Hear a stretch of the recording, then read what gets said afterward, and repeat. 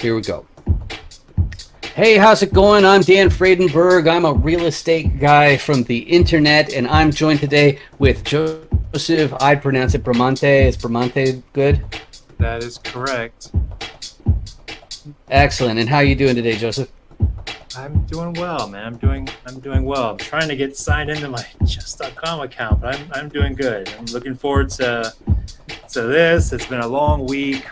It's good to be Friday. I'm looking forward to the weekend, but I'm doing all right. Doing all right. Awesome. I'm really stoked for this as well, and I've baked in a little bit of extra time before you can finish clicking through the link and getting on there, and it's to talk to my wonderful member of the audience today. So what's going on here? We're real estate people, and of course we want to be attending to whatever deal we've got going on, whatever people we're supposed to be talking to.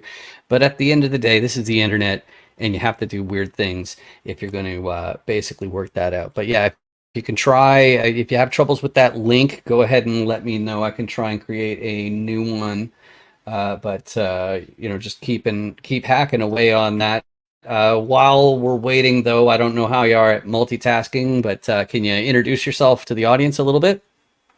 Yeah, sure. So Joseph Bramante, CEO of Triarch Real Estate Partners. We're a multifamily investment and development company here in Houston, Texas.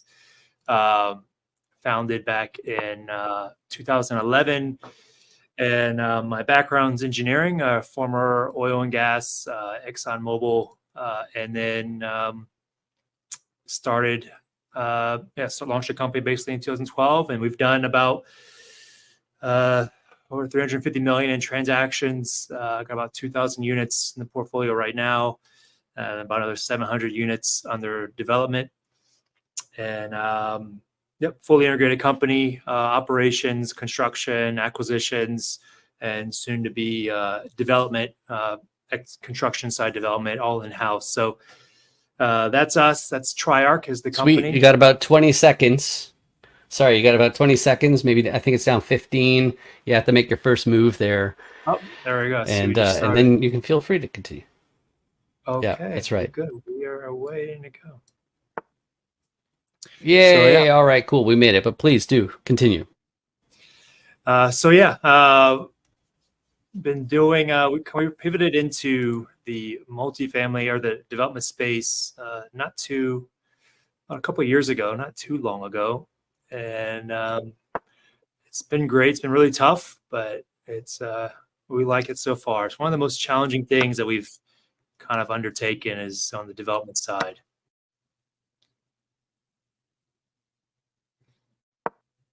Excellent. Yeah, it's amazing how many plays there really are in real estate. I guess it's a lot like chess in that way.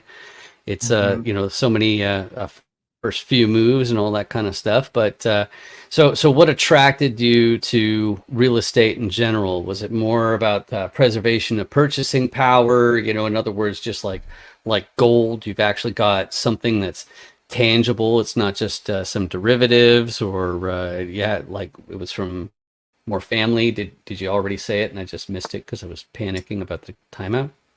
No, it was because when I was overseas for Exxon, my manager at the time, he was doing a lot of multifamily investing.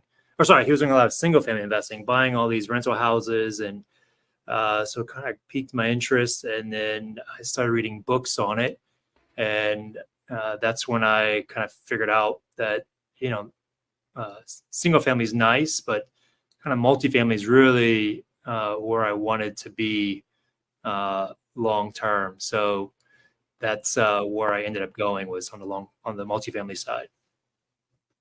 So just kind of read some books and decided go ahead and buy my first deal. Like, how hard could it be? And I found out how hard it could be. It's quite tough. Yeah, exactly. It's everything was pretty rosy for a lot of people for a while there, and then not so much. I think I'm gonna go ahead and do this. But good stuff. So I didn't really get a chance to introduce myself, and I'm guilty of that all the time. I'm not a huge fan of going on about myself, but that's why we're here.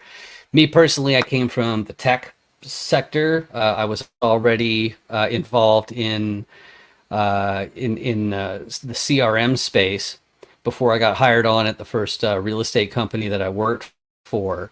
And so I'm a full stack developer, and I was in charge of all of the the digital funnels, all the infrastructure, all that kind of stuff.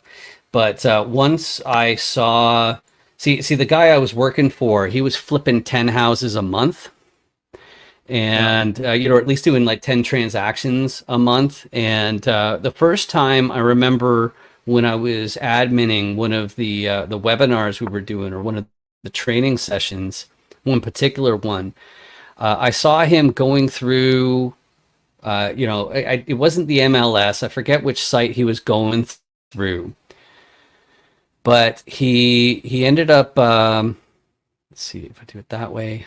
I want to do that instead, but I should do that. Yeah, so he was, oh, actually, yeah, that's what I want to do. There we go. Yeah, so he was going through these different listings, and just the same way that people pick out candy bars at the dollar store, he was sitting there, yeah, I'll make an offer on this one. Yeah, I'll make an offer on that one. And I had an aha moment of like, wow, I seem to be on the wrong side of the right business. And that was my moment where I was like, okay, well, I need to find out how this works.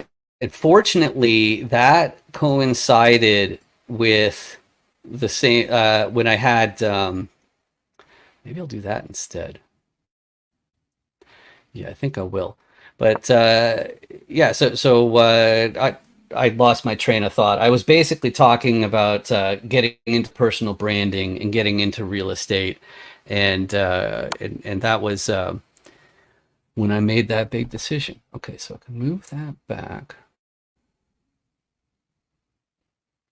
or I could just do that. Okay, you know what? I'm going to try this.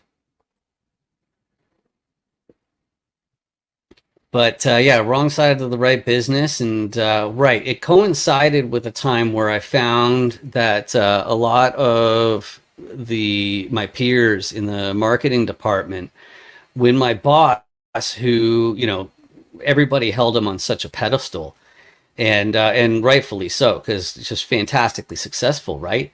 But he was going, okay, so how do we find growth? And it'd basically be crickets. And so between that, oh, okay, I like that. Um, hmm.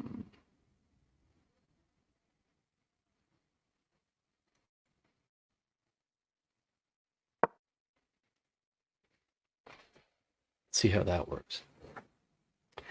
So there you go. So you're in practice. So anyway, yeah, I was saying at the same time with as that was going on, I also realized that the laws around any kind of like real estate, finance in general, it's there's going to be all sorts of weird laws all over the country, and so I wanted to know how real estate worked, and so that's how I got to know. Hmm. All right. Yeah, that's how I got to know as much as I learned. But so let's talk about chess for a second. So engineers, a lot of people don't realize this, but to be an engineer, it means, I'd say, two main things. The first one is you have to be great at math. If you're not going to be if you're not great at math, you're not even going to get into engineering school. And so that also means that there's some analytical. Interesting. Okay. Hmm. So I'll do this as an intermediate move then.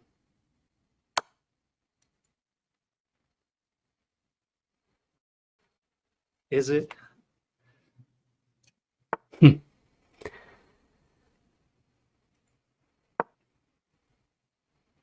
was a wasted move. So is that where chess came from for you? No, Was it engineering or? Go ahead. my mom was really into chess when I was younger, and she used to always kick my butt and never let me win at chess until I was probably late teens, young adult. Finally won a game at chess, and then I think she learned from my grandpa, and so it's always been something we do with the family. We're always playing chess together. Not always, so a lot more when I was younger. I did a lot, and then yeah, chess was just always around. Yeah, I How think about I'm you? in a bit of trouble here. My grandfather taught me originally, and so of course I'm on the cusp between Gen X and millennial. So that meant that if you wanted to learn chess, you either had to learn from somebody or you had to read a book. So you didn't have the benefit of chess engines or anything like that. Yeah, Um, let's see. How do I and it's getting a little warm for you right now. yeah, it's cozy, all right.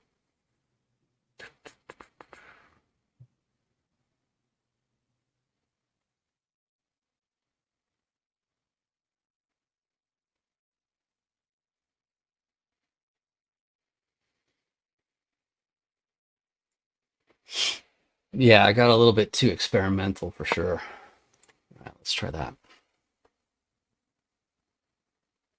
Mm,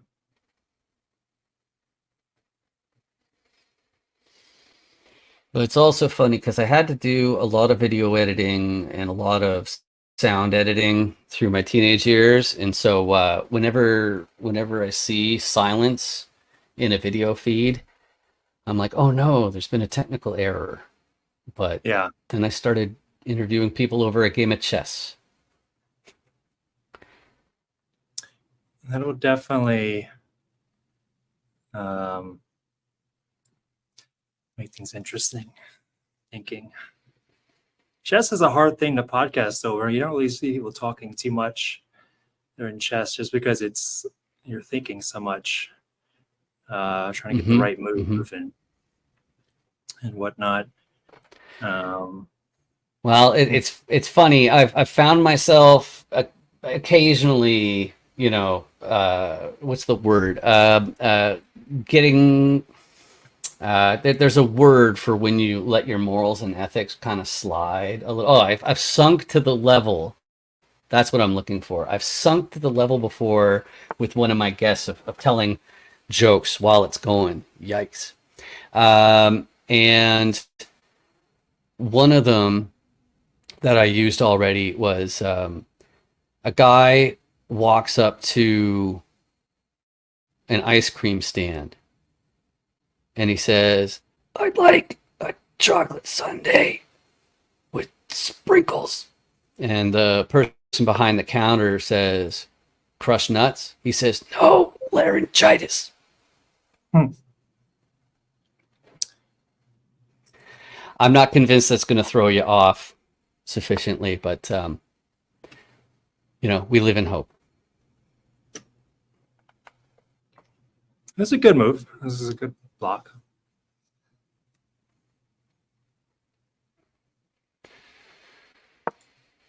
Let's try that.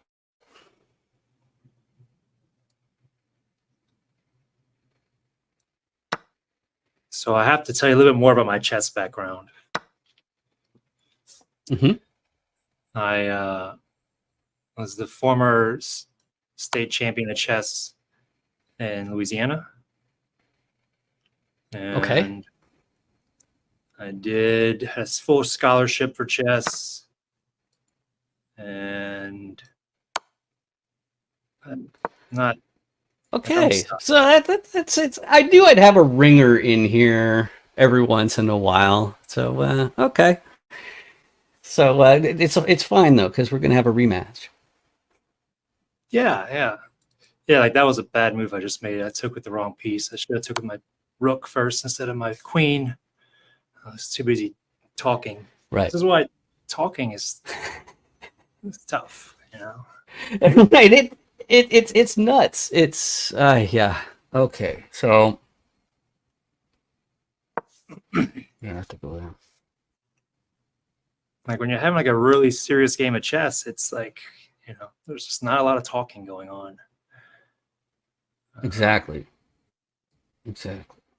And the weirdest thing, so I used to play in these chess tournaments, and you would be in a room, and these are all scholastic. So this was like the cafeteria normally of a school. And Mhm. be in a room full of people, head down, and it's silent. It is the weirdest thing. It is a silent room full of people thinking, and all you hear is the chess clocks and the pieces moving. And it's just a lot of brain power in there. So Yeah, it's funny that actually that description, the closest I've ever had is I also did classical guitar. I could still do it or whatever, but you know, it's one of those things where like all you end up hearing is coughs, it's coughs. you know, and the noise you're making. Yeah, people just Oh yeah, interesting.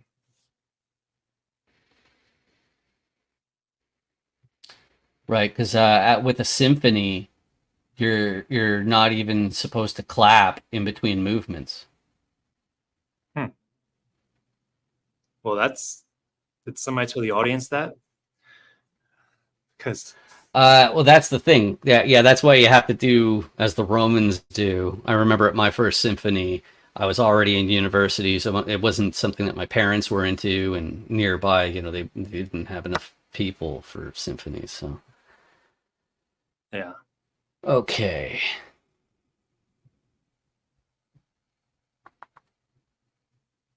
So if I go there, I think my calculations are right.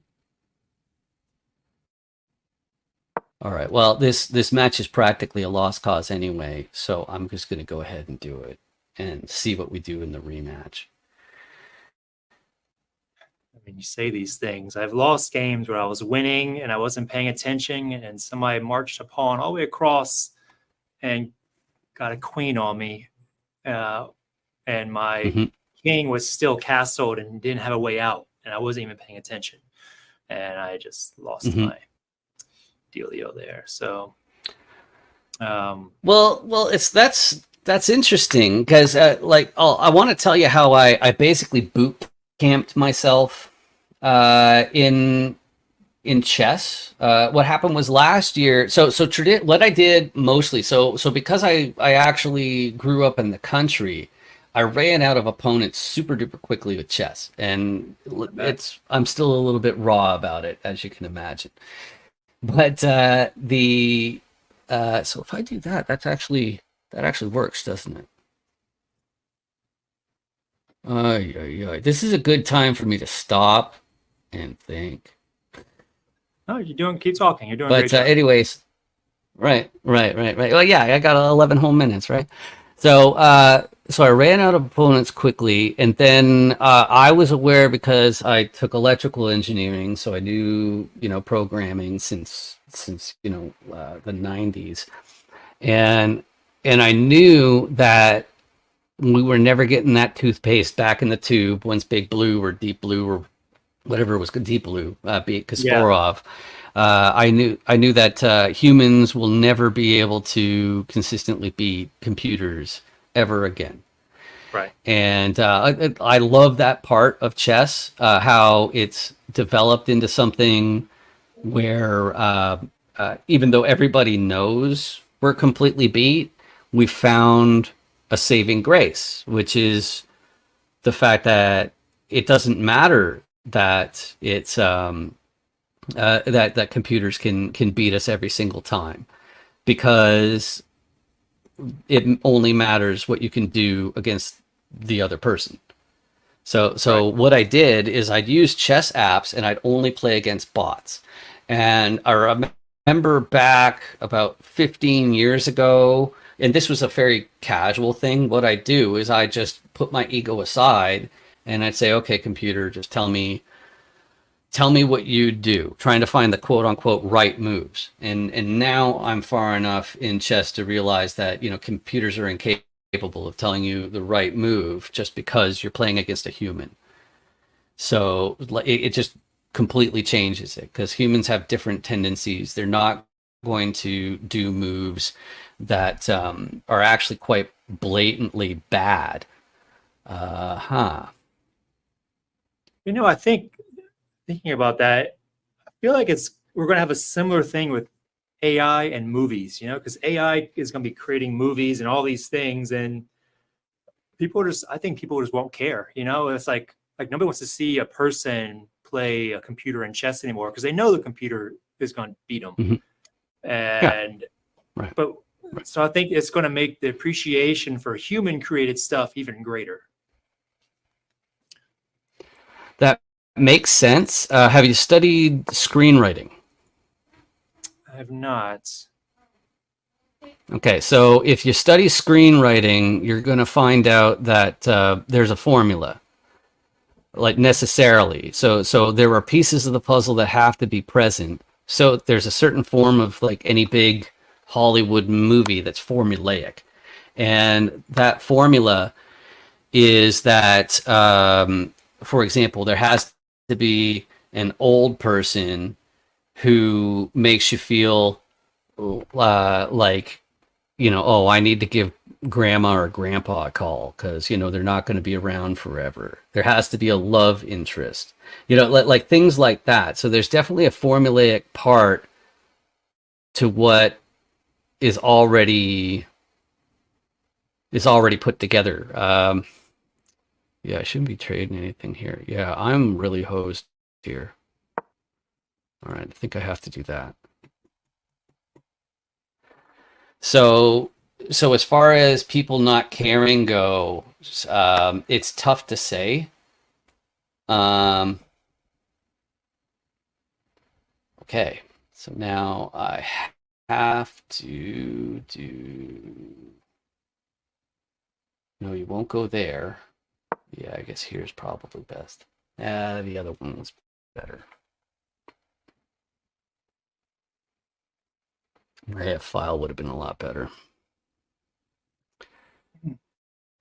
But yeah, so that's why I'm really not sure about that. But actually, back in 2019 and 2020, I did a big project that was to try and help people with the fact that it's basically inevitable that it's inevitable that it's going to be almost impossible to tell if something's human or not. And that bugged me because, like, what an awful way to live, quite frankly. So I ended up putting out a ton of content, but then in 2020, I ended up getting one of the deep fakes of myself. What? And that right. And it was pretty cool at first. What was it? What do you mean it was disturbing at first. Yeah, it was disturbing at first, for sure. Like, I didn't like the idea. Like, like as an engineer, I think you get the gravity of something like that a whole lot more than most people. Yeah. Because like one of the things you have to be concerned of is like, like if you've read 1984, then that conceivably, your face could be used as the face of Big Brother. Right? You could be like the very face that people think of that makes them most miserable. And who would want that? Who would want to take that risk if they're aware of it? And so, like, that's why like it hit me pretty hard. I wasn't very happy about it. And it was kind of funny because I'd already learned how to work on camera. So like I didn't need it. Most people need something like an AI avatar or a deep fake of themselves so that they don't have to talk to a camera and be self-conscious about their face, right? Right. Okay. So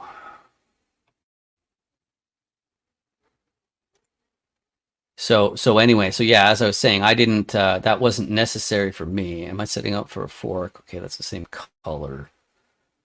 So, and if you go there, okay, I don't have many choices anyway. All right, 50-50 chance. I know I'm host anyway. So the fun part, though, for sure, about okay, then you fork them both, so I'm gonna lose it anyway.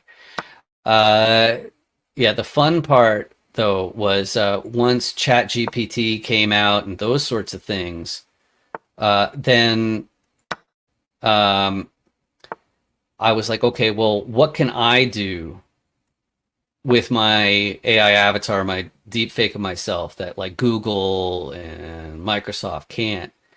And so I decided to teach my deep fake, my AI avatar to rap and smoke weed, obviously. Naturally, yeah. So naturally, so yeah, I'm having some fun with it these days. Oh man. Okay.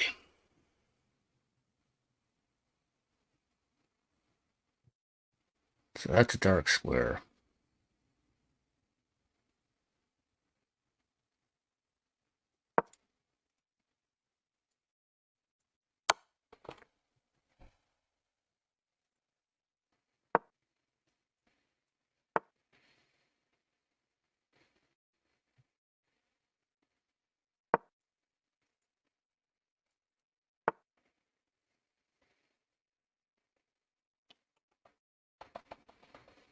Should have moved your king in front. Yeah, yeah, you're right.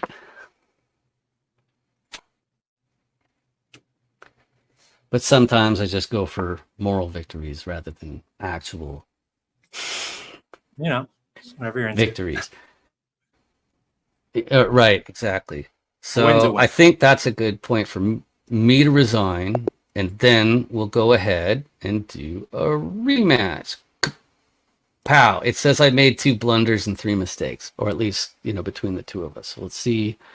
Okay, so we got that second request going on here, but where do you want to take this? You want to talk some more about chess? You want to talk about more of the real estate Earlier, stuff yeah, that I you're heard up one of to? your. I was watching. I think it's something you were either talking about or something on chess and how it correlates to real estate and just life and business. Because the thing with chess is, as we just showed, and everybody goes through this, is you're going to end up in some really precarious situations sometimes. Like I was actually Mhm. my opening on that last match was terrible. It was terrible opening. I was way off balance. Like I'm not used to playing black. I'm usually used to playing white, and so I was just like, whoa! It took me like Hmm. I was, and chess will do that to you, and you got to learn. Like you're going to get in bad situations, and it's and how people will fight through those situations and come out victorious on the other end is really a testament to also just how they do in business. And business the same way. You're going to find yourself in business in some very tough spots, and you don't have the option to just like call a draw or resign. Like you got to keep playing. You got to keep fighting. And I think that's one of the things that Mhm. chess will teach you, is that no matter how bad things look, you got to keep playing. Right, exactly. Yep, that's 100% one of the biggest things I'm looking for when I'm playing against people. It's like, all right, are you the type of person who went, oh, I blundered my queen, I'll just resign, or do Yeah. you actually go through it? Now, of course, the more I learn about chess, the more I find out that if you blunder your queen, then it's actually kind of fair. Yeah, like it is a Botez gambit, but at the same time, is it actually a good idea to to to throw in the towel early? Are you the type to just give up? Yeah, it's vital. And the other thing too is that I think when I first got into real estate, I really was of a mind where I didn't want to really be critical of anybody, and honestly, I found that that's actually there's it's a good idea to stay that way, even in real estate. As I was first getting in to this industry, I was thinking about how, like, I guess the tryouts aspect of real estate. It's you're basically let's see. So how do I want to do that? Do I want to do it at all? Probably. Yeah, sure. Oh, nah. Let's do that. Huh. I was hoping you would do that. You ever learned en passant? My favorite moves. Yes. Why is it not letting me? Oh, I thought that was en passant. Yes, It's not. not. Ah, Yeah, well, en passant is so I'd have to be on the fourth rank there. Okay, and then when you go up two, you can en passant. yeah. That's one that people always. That's right. If you were to jump two, if I was on five, yeah. But oh well. Right. It's one of my favorite moves. It's not a favorite move, but it's just like it's a cool move that people forget about or don't even know about. You do it, and you're like, "What is that? You're cheating." No, not cheating. It's that one weird. Every game has got that one weird rule, and in chess, it's en passant. Yeah, that's definitely fair to say. Definitely fair to say. But and of course, it's kind of fun when you see a lot of people out there. They'll play games with it because it's French. Yeah. And One of my favorite things to peasant. do when I travel is to go and like play chess, like in courtyards, like in public, with people. Like you don't even speak the same language, but we're playing this game together, and it's so much fun. I did that I was in Bogota and played chess for a few hours in this beautiful courtyard with people. I didn't speak Spanish and I didn't speak English, but we're there connecting over chess, having a great time. So I just thought that was pretty awesome. Yeah, I always thought that people didn't really care about chess, but I find especially at the faster formats, like if it's a bullet game or a blitz match, like people will absolutely stop and watch. Yeah. Well, it goes a lot faster, right? Right.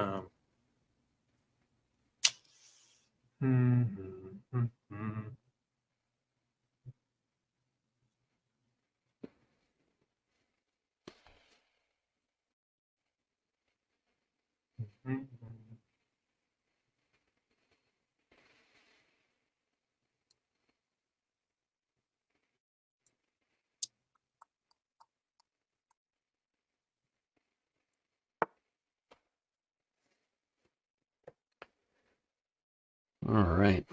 So I could do that, but it's not really any good.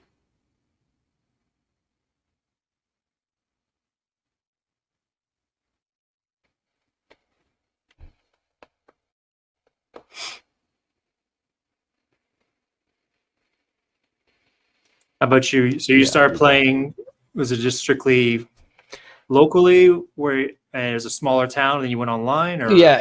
As a kid, but the important thing though is that extending out that idea of only playing against bots. I also did that a fair bit last year, and then the other thing though that I was up to, I think I'll do it. I wasn't gonna do it this way, but I'm gonna. The but basically what I call it is ripping the Band-Aid. And that happened starting in January, and yeah, and what I did to rip the Band-Aid was I played from January to June I played 3,000 games. Yeah. So that way I got the exposure to what other people are up to, and as a whole, it was really, it really blew my mind how inapplicable the puzzles actually were. Because I did 7,000 puzzles last year, and then like 3,000 from January to June. I've been playing way less recently, and I was pretty happy with how, like, with the effect of what I'll call a sabbatical from it has been doing. But these have been some serious matches here. These are some really good games here that we're playing. Yeah, they're trying to figure out my move right now. Mm-hmm.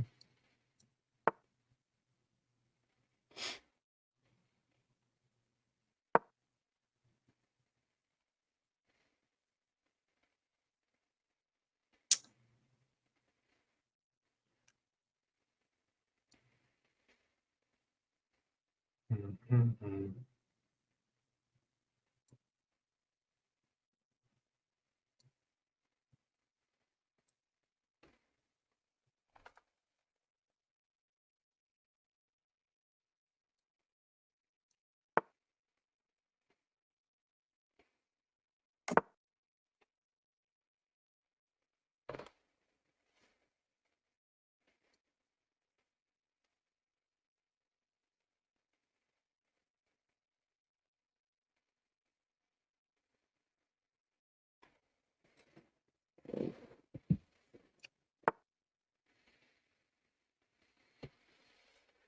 Ouch.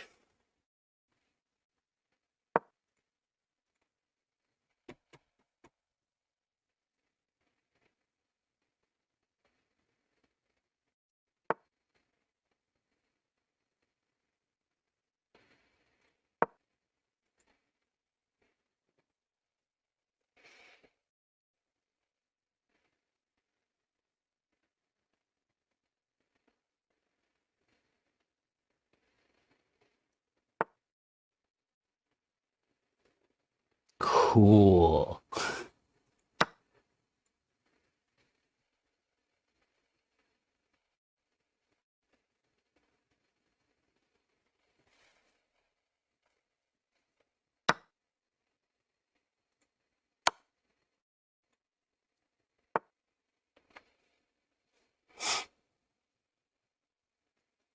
Getting a little too hot in there.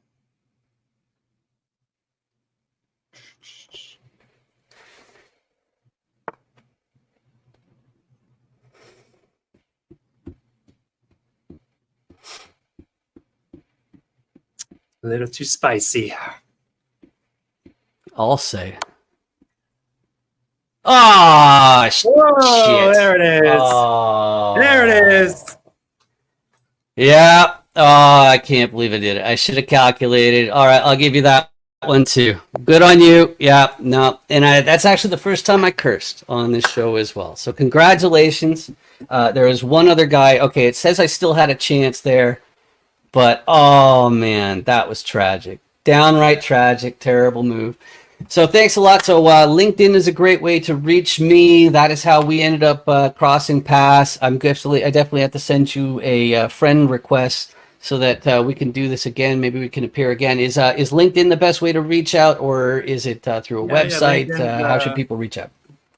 Yeah, LinkedIn's the best way to connect. I'm on there a couple of times a day, and yeah, that's the best. You can also go to josephbramante.com. There's all my links and stuff there as well.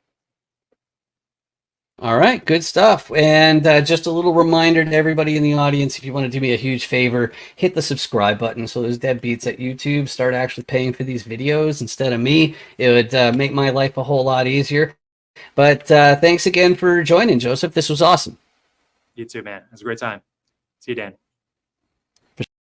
Does nothing but put more money in the pot. Right. If we talk about just the investor side, I mean, Shane talked about the sponsor side a little bit. I'll talk about the investor side. Okay, so you want the most money in terms of return with the least risk. All right, you want to do it yourself? You can go get 13 or 14%. You're going to do all the underwriting. It's not going to be passive. If you bet, probably not. I think I'd have to bet at least 2,500 before they fold. And the pot is 4,000. 4,000.